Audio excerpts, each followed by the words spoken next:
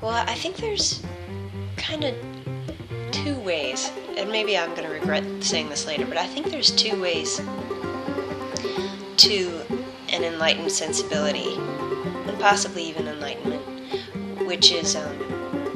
one is surrender. Surrender at any moment to the possible and the impossible, to admit at any moment that there are, that this box is not a limitation.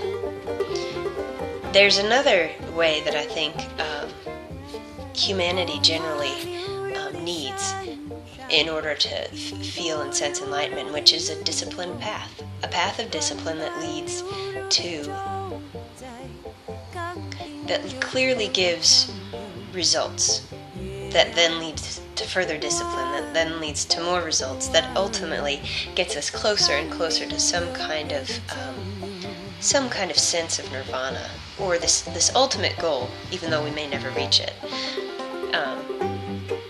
And I most often find myself in the path of discipline, and trying to take the form that I envision being a sort of bliss.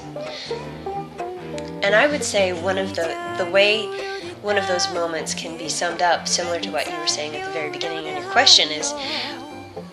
with the Sparrow Quartet, there's very complex patterns being overlaid on top of each other. Some people might not think they're very complex, but for me they are. And the act of memorizing and repeating those patterns over and over again to the point where there's an intense comfort with something that was extremely uncomfortable just, a month before. There's a sense of mastery and possibility through discipline when that happens. And when that can line up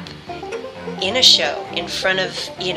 whatever it may be, 50 to 1,000 people,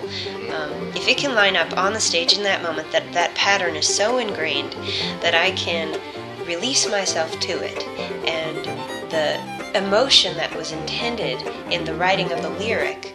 feels a freedom because the pattern is so sturdy that it flows. It's like a channel that bursts open, and the patterns become like a heaving organism that's interconnected, and there's just no way anything could go